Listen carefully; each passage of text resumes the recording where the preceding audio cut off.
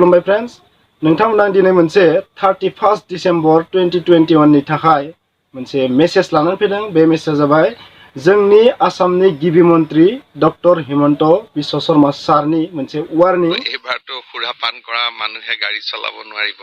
31 ডিসেম্বৰত কোনোবাই পাৰ্টি কৰক, অনুষ্ঠান কৰক, মোৰ কোনো আপত্তি নাই, কিন্তু গাড়ী চলোৱা মানুহজন মদ নোখোৱা হ'ব লাগিব। আৰু যদি মদ খোৱা ড্ৰাইভাৰৰ লগত কোনোবাই গাড়ীত উঠে তেতিয়ালে গোটেই কেইজন সিদিনাখন আমাৰ অতিথি হ'ব লাগিব। লকআপ নাপায়, কিন্তু অতিথি হ'ব লাগিব। ভাল জায়গাতে ৰাখিম, কিন্তু ৰাতিপুৱাই পঠাই দিম। আৰু কাৰণ 31 ডিসেম্বৰত প্ৰত্যেক দিনা অসমত বহুত মানুহ মৰে। সেইকাৰণে এইবাৰ মই পুলিচক স্পষ্ট কৈছো, গাড়ীৰ আৰোহীয়ে যি অৱস্থাত বা যেনেকে থাকিব মোৰ কথা নাই, কিন্তু ড্ৰাইভাৰজন মদ নোখোৱা হ'ব লাগিব। আৰু ড্ৰাইভাৰজন যদি মদ খোৱা ড্ৰাইভাৰক লৈ কোনোবাই গাড়ী চলায় তেতিয়ালে গোটেই কেইজন গাড়ীত উঠা মানুহো আমাৰ কাৰণে সেই ৰাতিটো অতিথি হ'ব। নিউ ইয়াৰ্ছ আমাৰ লগতে কটাব।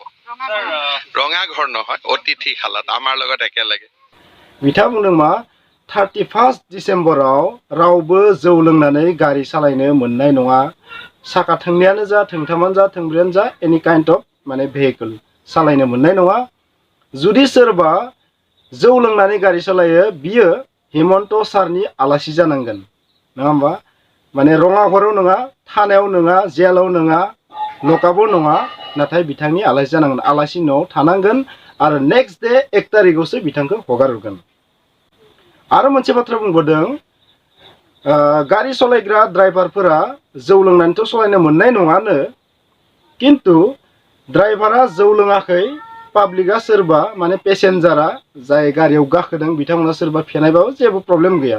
किन्तु जौ लोंनाय ड्राइभारनि गारियाव जाय गाखोगोन, ड्राइभारजों लोगोसे सालायग्राजों लोगोसे गासैबो हिमन्त सारनि आलासि जानांगोन, बिथांजों थानांगोन। डेट मिन्स मोजां जायगायावनो दोनगोन, जेबो प्रब्लेम गैया, लकआपआव दोना, थानायाव दोना बा जेलाव दोना, नाथाय गासैबो आलासि जानांगोन बिथांनि। बिथाङा बेबायदि बुंदों। बिनि ओंथिया ओरैबायदि जाहैबाय, जौ लोंग्रा ड्राइभारनि गारियाव जाय गाखोयो बिसोरबो सानसे 31 डिसेम्बर खालि जुदि हमजायोबा पुलिसजों, अब्ला माने मोजां न'आव थानांगोन, आलासि हिसाबै थानांगोन। बिथांमोना बै सानखालि बेरायनो मोननाय नङा, पार्टि खालामनो मोननाय नङा।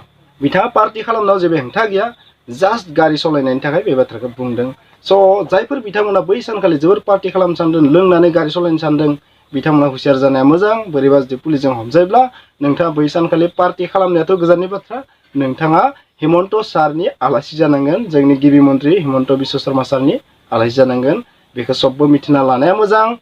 स' बिथांनि मेसेजखौ आङो स्प्रेड खालामनानै होबाय, जेन बयबो बे बाथ्राखौ मिथियो आरो नोंथांमोना जेन एन्जय खालामनो हायो। एन्जय खालाम, नाथाय पुलिसजों बै सानखालि दा हमजा, लोंनानै गारि सालायनानै दा हमजा, आरो हिमन्त सारनि आलासि जानानै लासिंसिं दाजा। स' खुलुमबाय। नोंथांमोना जुदि बे मेसेजखौ मोजां नांदोंबा प्लिज बयनोबो शेयार खालाम, आरो लोगोसे जुदि चेनेलाव गोदानबा प्लिज साबस्क्राइब खालाम। Thank you.